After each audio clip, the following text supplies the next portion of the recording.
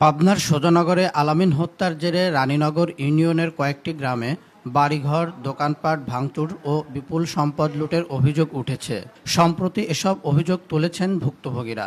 আলামিন হত্যায় পরিবারের সম্পৃক্ততা নেই দাবি করে প্রকৃত দোষীদের শাস্তির দাবির পাশাপাশি নিজেদের নিরাপত্তার দাবিও জানান তারা। ইউনিয়নের রানীনগর সহ কয়েকটি গ্রামের বেশ কিছু বাড়ি ঘুরে দেখা গেছে হামলার শিকার ওইসব বাড়িঘরের অধিকাংশই জনমানবশূন্য।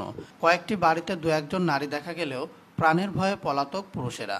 বাড়িঘরে ভাঙচুরের চিহ্ন, কোথাও কোথাও দেওয়া হয়েছে আগুন। এমন পরিস্থিতিতে আতঙ্কিত এলাকার অন্যান্য বাসিন্দারাও।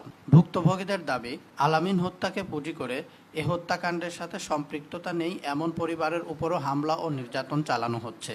ভাঙচুরের পাশাপাশি বাড়িতে থাকা নারীদের করা হচ্ছে শ্লীলতাহানি, লুট করা হচ্ছে গরু, ছাগল ও পেঁয়াজ সহ নানান সম্পদ। আমার স্বামী যেদিন হত্যাকাণ্ড হয়েছে সেদিন সে মানি কাটছিল। শুক্রবারের দিন রাত 8টার পরে হলো রাতের অন্ধকার, আমি কারো দেখিনি। রাতের অন্ধকারে 50 জনের মতো এসে হামলা করলো। হামলা করে আমার ঘরে ফ্রিজ ছিল, টিভি ছিল, গ্যাসের চুলা ছিল, রাইস কুকার ছিল। আমার বাক্সতে অনেক কম্বল, চাদর যা কিছু ছিল সবই নিয়ে গেছে। আইসে কুবা কাবি ভাঙচুর করলো, আমরা টুক্কু মারি পলালাম। সে জানে না, পরে সে শুনছে যে মারা মরি মারছি।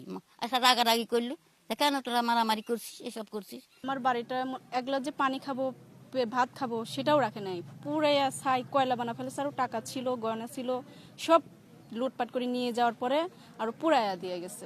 যারা যুক্ত ছিল আমরা তাদের কঠোর শাস্তি চাই, কিন্তু যারা যুক্ত ছিল না, 3টা গ্রাম মিলে ওরা লুটপাট করছে, তারপরে ভাঙচুর করছে, এমনকি মহিলাদের মানহানি পর্যন্ত করছে।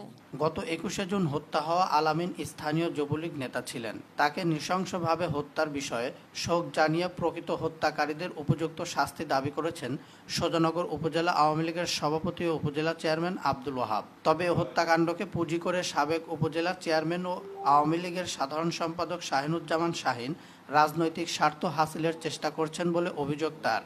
আপনারা জানেন, গত 21 তারিখে শুক্রবার বিকালে একটা অপ্রীতিকর ঘটনা ঘটেছে।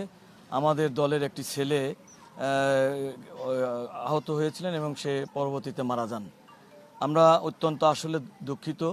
আসলে আমাদের ছেলে না হলেও একজন সে মানুষ, কেউই আমরা চাই না যে সে তাকে মেরে ফেলা দেওয়া হোক এবং তার মৃত্যু হোক।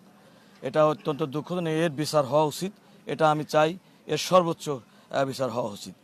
কিন্তু দুঃখজনক হলে সত্য, মৃত্যুর পরে আমরা যে জিনিসটা দেখেছি, আমরা এই সারা রাত্রে যে লুটতারাজ অগ্নিসংযোগ করা চলেছে, যেটা আপনারা দেখেছেন যে আমাদের সাবেক উপজেলা চেয়ারম্যান উনি সারা রাত এখানে ছিলেন এবং ওনার নেতৃত্বে 36টি বাড়িঘর ভাঙা হয়েছে।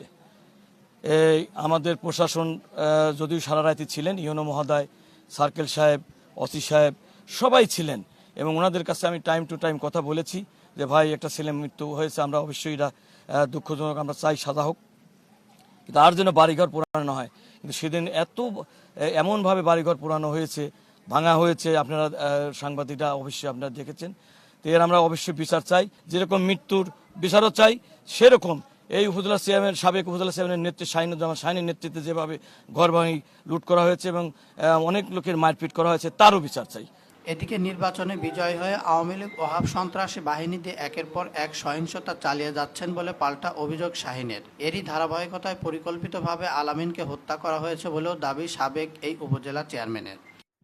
আসলে ধরো আমি যেহেতু আওয়ামী লীগের নেতা, তো এই উপজেলায় যেখানে আওয়ামী লীগের কোনো কর্মী যদি নিহত হয়, এই যে রানীনগরে আলামিনকে পরিকল্পিত হত্যা করেছে, তো আওয়ামী লীগের নেতা হিসাবে এই খবরটি পাওয়ার পরে আমার তার পরিবারের কাছে যাওয়া উচিত।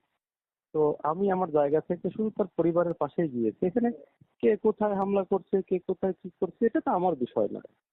আর যে মানুষটি অভিযোগ করেছে যে এই যে আব্দুল ওহাব, উনি চেয়ারম্যান নির্বাচিত হওয়ার পর থেকে আপনারা দেখেছেন সারা উপজেলায় কি সহিংসতা শুরু হয়েছে এবং এই এই সহিংসতাগুলো সকলগুলাই তার নির্দেশে হচ্ছে, তা আমি মনে করি। ধরুন আর কর্মী বাহিনী সারা উপজেলায় একটা সন্ত্রাসের রাজত্ব তৈরি করেছে। আলামিন হত্যায় জড়িতদের দ্রুত গ্রেপ্তার করে আইনের আওতায় আনা হবে। তবে একে কেন্দ্র করে নতুন বিশৃঙ্খলা এড়াতে ওই এলাকায় অতিরিক্ত পুলিশ মোতায়েন করা হয়েছে বলে জানিয়েছেন সুজানগর সার্কেলের সিনিয়র অতিরিক্ত পুলিশ সুপার রবিউল করিম। হামলা ভাঙচুরের অভিযোগ পেলে তদন্ত করে ব্যবস্থা নেওয়ার আশ্বাস এই কর্মকর্তার। ভাই, আলামিন হত্যার যে আসামি, অবশ্যই তাদেরকে ধরার জন্য আমাদের প্রচেষ্টা অব্যাহত আছে। আমরা ধরে ফেলবো ইনশাল্লাহ। এর পাশাপাশি আপনি যে বললেন লুটপাট, ভাঙচুরের ঘটনাগুলো, এগুলো কিছু ঘটনা একেবারেই ঘটেনি বলা যাবে না। তবে আমরা তাদেরকে বলেছি যে আপনারা অভিযোগ দেন, আমরা আইনগত ব্যবস্থা নেব। পাশাপাশি যেন বড় ধরনের কোনো কিছু না ঘটে, আমরা কিন্তু ওখান থেকে এখনো পুলিশ উইথড্র করি নাই। আমরা ওখানে স্পেশালি 2টা টিমকে রাখছি শুধুমাত্র এই এলাকায় যে কোনো প্রকার অপ্রীতিকর সিচুয়েশন এড়ানোর জন্য। Desk report, Pabna mail 24.com।